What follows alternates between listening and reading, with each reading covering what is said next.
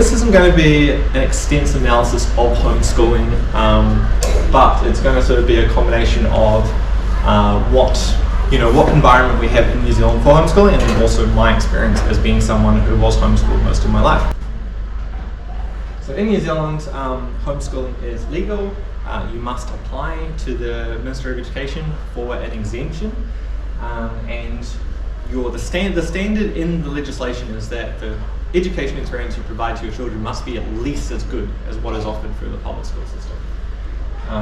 There isn't, however, no curriculum requirements, and you do get a rebate from the government, so you'll get $743 for your first child per year, and then it goes down from there. If you crank those little guys out, then you can get a decent haul every year. If you have 5 or 6 kids, that's over $1,000. That's great. So yeah, math was in my starting point. That's 2,000. So how the process works for doing homeschool or starting homeschool is that first you have to apply. So you fill out a form and you sort of say, this is what a classroom is going to look like. So this is the area of study that my child is going to be in. This is what I'm going to teach them. This is the enrichment opportunities that I have for them. These are the sort of social opportunities that they will have. And so you sort of try and answer all these questions that speak to the idea that you're going to provide a experience at least as good as school. Then that will go to the Ministry of Education for a review, and then they will talk to you about any concerns they have. Otherwise, they will grant you that exemption. And then every 6 months you need to say, yes, I am still homeschooling, and yes, we are still in accordance with the plan that we laid out. And when you do that, you'll get that the 6-month portion of those funds that have been allocated to you. So there's a financial incentive to do this, stay current with your exemption as well. So one of the only methods for actually, I guess, staying on top of the situation is an educational review, and this is the only means that the Ministry of Education has to make sure that children are being educated and that parents are being compliant with the application that they've set out. And this is the process for that. Now, when I was homeschooled, I believe this was something that was done at least once for every child that was being homeschooled. In my situation, I'm pretty sure we had an educational review at least twice in the time that I was homeschooled. These days, however, and this is according to the homeschool website, it almost never happens unless you get referred by a government organisation. So that would be if there is, if the Ministry for Children, or whatever they're called now, has concerns about your ability to be a parent, then they might refer you to the Ministry of Education for an educational review, specifically because of a problem they've identified.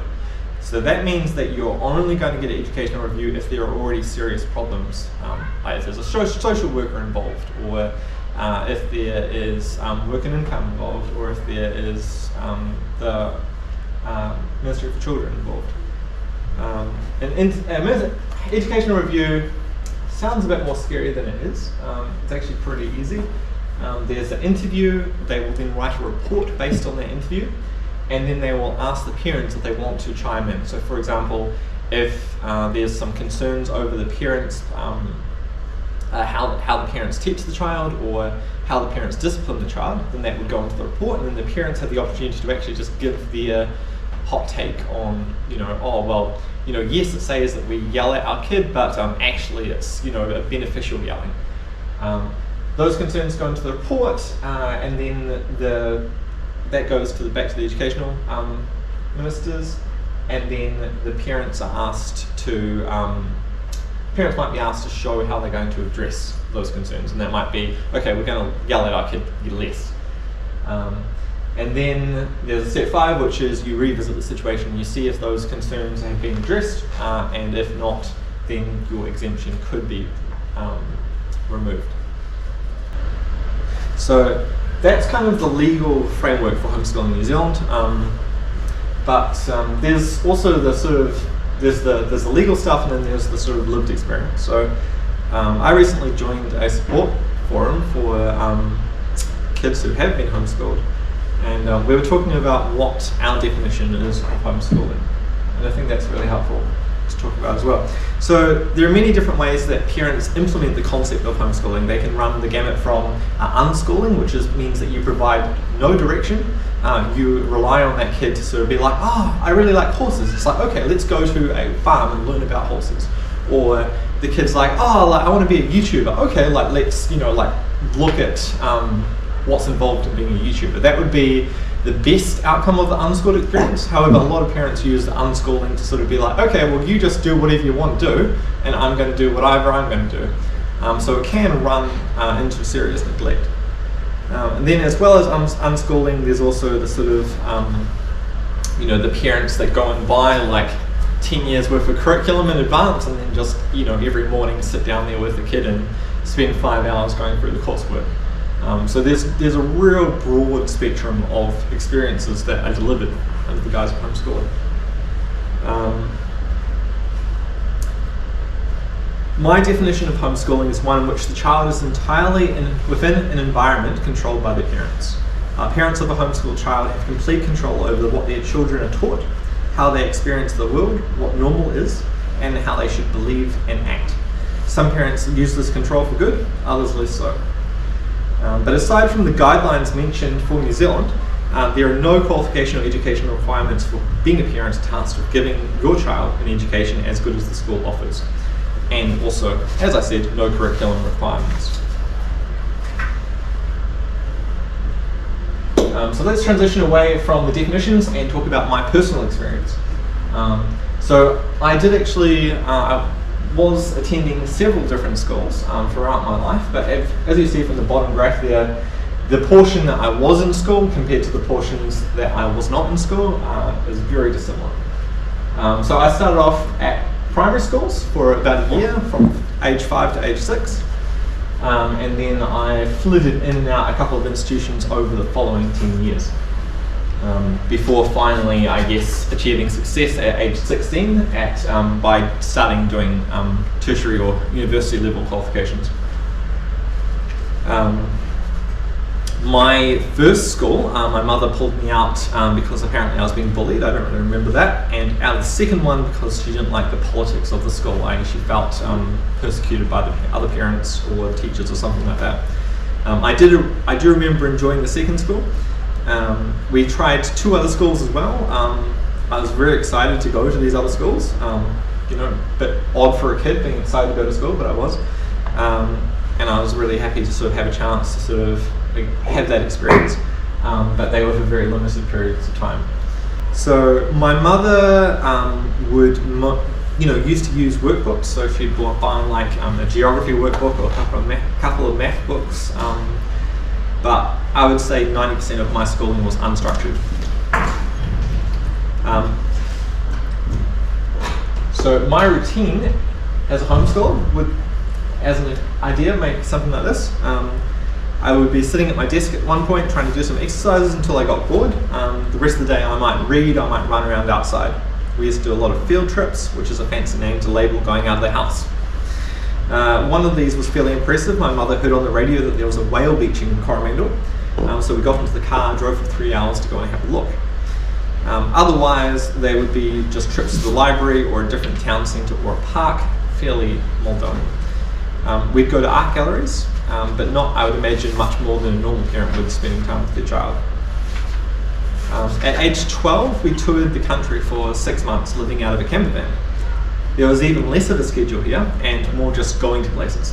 If you asked my mother about my schooling, she would show you scrapbooks of my assignments, my poems, my art, and newspaper articles that I featured in, and mementos. She would always try and justify how well she was schooling me and how enriched my experience was. So socialization is basically the process where a kid learns how to engage with others in a manner approved by the group. It's what kids learn in school from interacting with other kids and adults that aren't part of their family. And it's what helps them understand the societal norms that govern how an adult would fit into society. Many homeschooling advocates like to say, and I quote from the Auckland Home Educators website, The myth of socialisation, it's a non-issue. In Auckland region, there are 1,000 home-educated children of all ages and over 20 home-educator support groups. Home-educated children are not isolated in the home, but fully integrated into their community, often attending a multiplicity of classes such as swimming, art, music, dance, as well as other local sports clubs. I did all of the activities listed on this page. And many more besides as well. We were involved with several homeschooling groups. I was part of several sports teams. I did Scouts and Boys Brigade and St. John's. My mother was very proactive in trying to find ways for me to socially interact with people and enrich the experience of my life. But we'll come back to this topic. So let's talk about the pros of homeschooling. One of the benefits touted by homeschooling advocates is that homeschooled children get more enrichment, they achieve more in life, they do better at higher education. And in some ways you can look at my lived experiences showcasing these successes. At 16, I was doing tertiary study at Massey University and Christchurch College of Education. I am now a self-employed business owner of 10 years, running a small graphic design firm and a printing company. I pride myself in being very politically engaged, self-motivated, empathetic, and skilled at out-of-the-box thinking. Being different from other kids meant that I had to grapple and embrace that difference earlier. I wasn't bound by peer pressure to the norms of society. Growing into an adult has given me confidence to follow what is good for me, just not what society tells you that you have to do. By the way, if you're wondering about the slides, I'll just say that I really enjoyed the irony of just how over the top this style is, and I was like, you know what, I'm keeping that. It's very much Instagram clout chasing mother who is homeschooling these days and posts TikTok of what a great homeschooler she is. Alright, so let's talk about the cons. So despite all these extracurricular activities, I still felt severely socially isolated. I found it difficult to make friends, in part because of the unique circumstances of my upbringing, but largely in part to not even going to school. The clubs and hobbies that I was part of were always transitory affairs, lasting from weeks to months, but never years. I have zero friends from the time before I turned 21, when I was still living at home. And while I had friends at different times throughout my childhood, again, it was very fragmented. I think my longest friendship would have been about 4 years during that period of my life. It can't compare to having classmates that you see 5 times a week for 10 years of your life. As a child, I remember being desperate for playmates, and it took me a while to learn how to hide that desperation so that people would actually want to be around me. I've already talked about the different tertiary studies I started doing when I was age 16. These did not set me up for life. They were for a career path that my mother wanted for me, not one that I wanted. At 21, I had only basic knowledge of arithmetic, no chemistry, no physics, limited understanding of history, social studies, home economics, art, and physical education. I didn't get to learn a second language. The only subject I would be competent in would have been literature or English, and my understanding of that was limited to the areas that I found interesting, as opposed to any sort of curriculum. I decided to go to the Southland Institute of Technology and at 21, but my limited experience in schooling meant that I was terrified of the concept of essays and degrees and any sort of like long-term commitment, such as a 3-year course of study. And part of that, and also due to my mother's discouragement, instead of doing the Bachelor in Technology that I had kind of flirted with the idea of doing, I ended up doing a 1-year certificate in computers. At university, I felt extremely out of place. I was socially awkward, I wasn't good at making friends. Forget dating, I didn't figure out how to disappoint women for another couple of years. As a teen to young adult years, I flamed out of about 5 or 6 social circles, a group of people that I was friends with that all decided to stop talking to me and hanging out with me. Whether it was a social faux pas, such as inappropriate jokes, being blind to group dynamics, or just generally being awkward and weird, this is a period of me playing catch up and trying to learn 15 plus years of advanced socialization skills with age peers that everyone else had but me. When your child's entire routine and schedule, education and curriculum, leisure activities, lifestyle, social interactions is in the control of the parent, you have a system ripe for abuse. Growing up, my curriculum, such as it was Christian based. My mother taught me how to be homophobic and anti-trans, that God is right and sinners are bad, that sinners are anyone who disagreed with God. I was raised as anti-choice, no sex before marriage, a slut-shaming Puritan. The fact that I was born a bastard was hardly relevant. As well as having no long-term friends, we also didn't have any family, certainly no one that could offer me a different perspective from what my mother taught me. I had limited contact with children of other cultures, and while I wasn't taught to hate them, there was definitely an air of superiority, that this was a white country. I was taught racist bias against the tangata whenua, and pretty much every cliche about lazy criminal brown people that you could throw in, along with some random facts about the Moriori and the Treaty of Waitangi. I'm lucky that this was the worst damage done to me. I had free access to books at the library, and my intake was uncensored, so I learned that the world I was taught was very different from the world that I saw firsthand. There are homeschooling horror stories by the thousands of parents deciding what is morally sound for their children to watch or read. Going further into the potential for abuse, it doesn't just stop at dereliction of the duty of education. There are stories of sexual abuse, of emotional, physical, and mental torture, sometimes separately, sometimes altogether. Many homeschooled children suffer from neglect or are forced into parentification, looking after the younger siblings, with their own childhood stolen. One of the key things that allows these abuses and deprivations to take place, to thrive with homeschooling, is the lack of oversight of children in these circumstances. With a school system, you have teachers, you have nurses, you have parents of other children, and even the kids can observe that something is wrong and report it. With homeschooled kid, there is no guaranteed observation, nor even if someone is in the position to see something, it is for a much limited period of time, so it's easy to miss or dismiss. And also, if someone does see something, then the parent can just remove their child from that circumstance so that you never get to see them again. For all of the clubs and activities that I was part of, we just stopped going. There was never any follow-up from any of them. Oh, we haven't seen William in a while, is everything okay? No, it's just gone. And again, the child is entirely at the mercy of the parent, and any support structure or social net they have is also under the parent's control. Would I homeschool? I think this is one of the best ways to look at homeschooling, is to ask someone who has been homeschooled if they would ever consider homeschooling their own child. I certainly can see an argument for it despite all that I've said. If the school system is failing your child, if there aren't any better schools available, it's better than leaving your kid somewhere that's actively ruining their mental health. However, I think in most cases it's far better to spend the extra effort to support your child in school, whether that's adding to the education to make up for a truncated or unbalanced syllabus, supporting your child with their mental health concerns, believing their feelings, and going to bat for them when appropriate. I think homeschooling as it currently happens is severely flawed. The legal fiction that parents justify that schooling they offer at home is equal to schooling in a registered school is not measured, qualified, or enforced. And too many children fall through these gaps and end up being socially disadvantaged.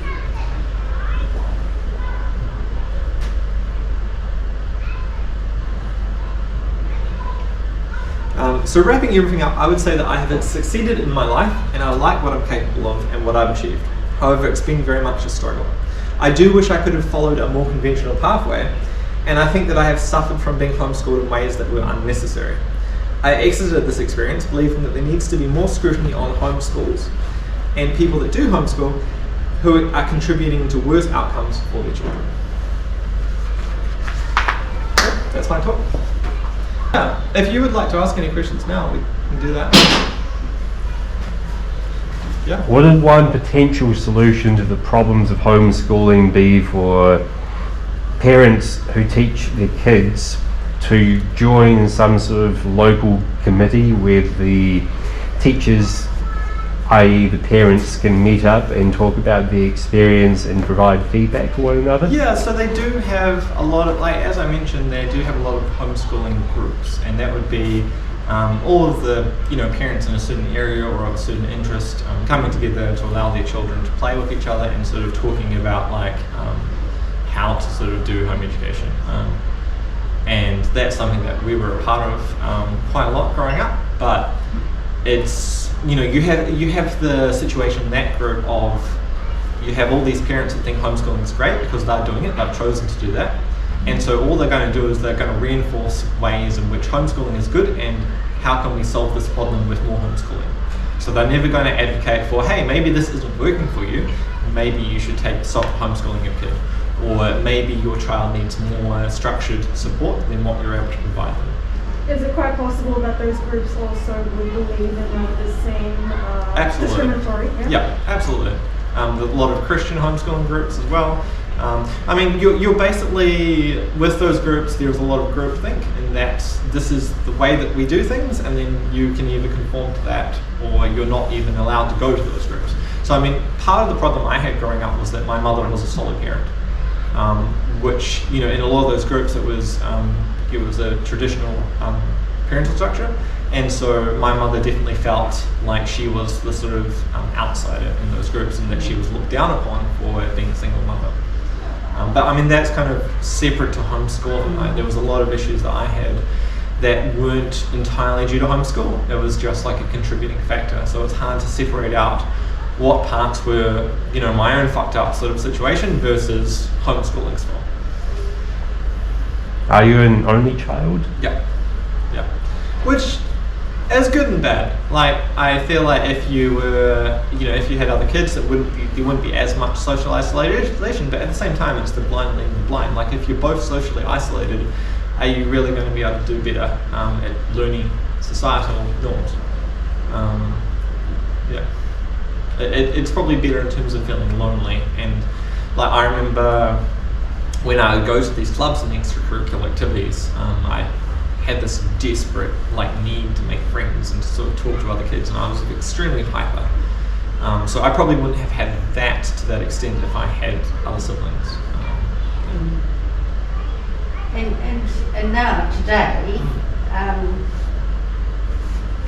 the gap between homeschooling and support, you said that people from the education department only come through if it's wins or whatever. Surely there should be more in that realm of what are the parents doing. As you said, some of them just don't do anything and they just follow on what the kid does.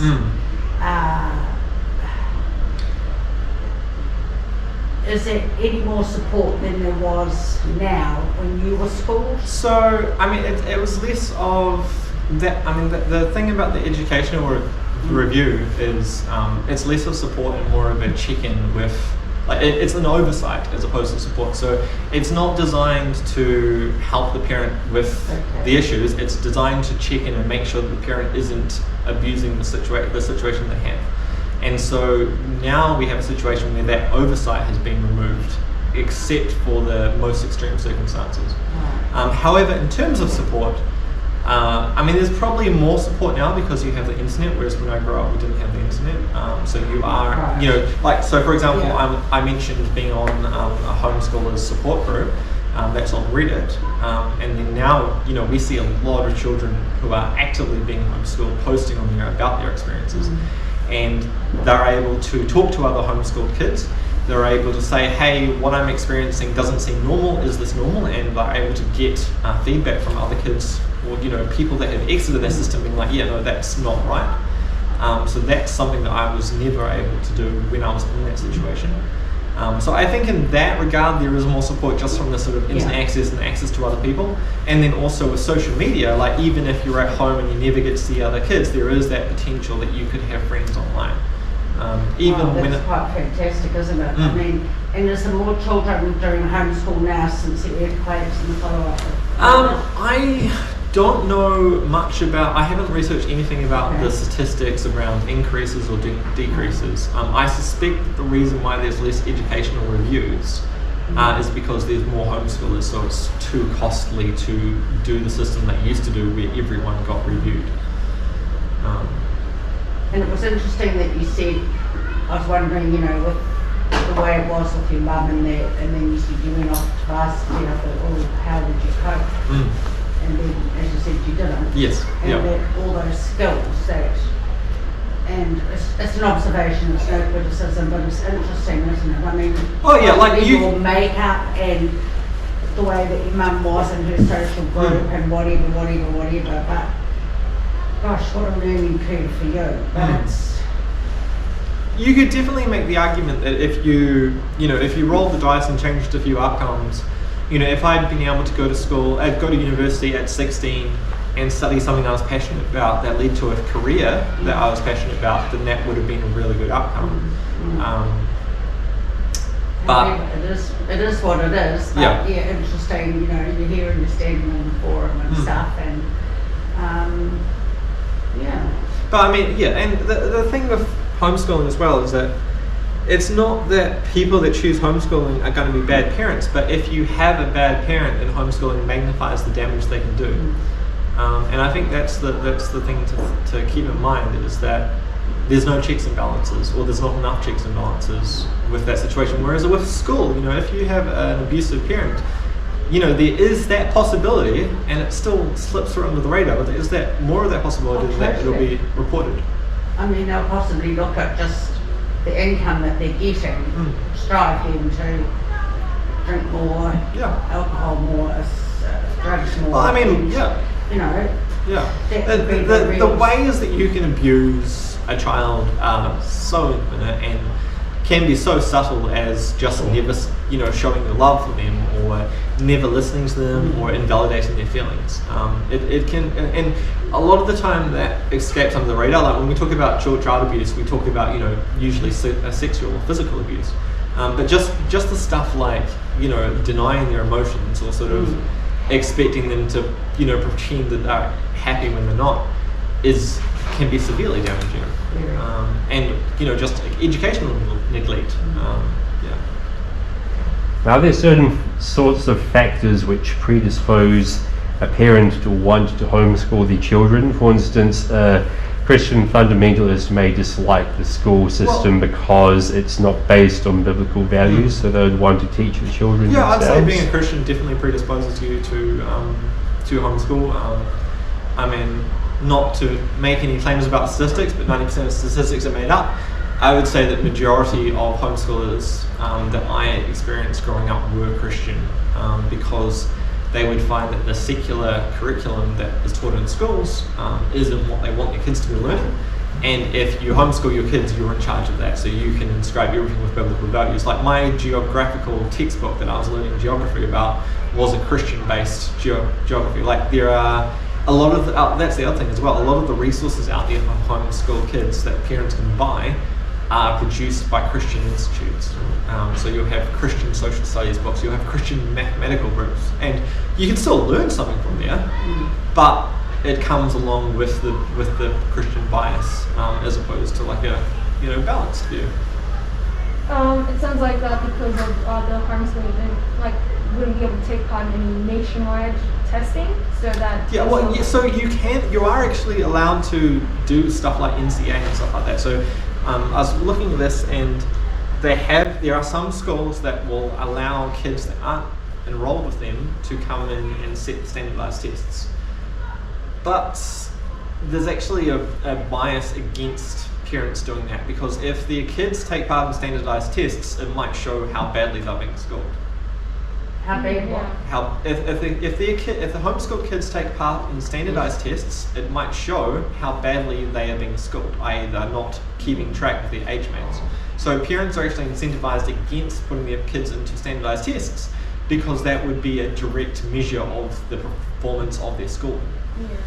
So it's not in the incentive. And I mean, I was always terrified to do any kind of standardized testing because I didn't feel confident about passing. And my mother would have had a similar attitude. It sounds like that, those standardized tests should still be part of those. Absolutely. I mean, every child should have every homeschool child should have an educational review yearly, and then testing what they're learning and whether that it's appropriate for their age should be contingent on them continuing to be able to homeschool. Yeah, because testing a child is one way to see that. And we have these requirements for children in schools. We don't have these requirements for children in homeschool, even though the legal standard is the same or better. So it's legal fiction. But I was reading the homeschooling advocacy website, and they were saying about how, yes, you won't have to worry about educational review. It almost never happens. Don't worry about it. And it's like a plus. And I mean, I don't think there are a lot of people talking about homeschooling. I've certainly not seen anyone sort of with a story of, hey, I was homeschooled and it was terrible. The people that talk about homeschooling are the people that are currently doing homeschooling with their kid. And there are very few examples out there of kids that stand up and say, I was homeschooled, unless it was a success. Because the fact of the matter is that you don't really want to go into your trauma in public in most cases. It took me many years to be comfortable about talking about, stuff that I dealt with. Cool. So I think we can probably wrap up there.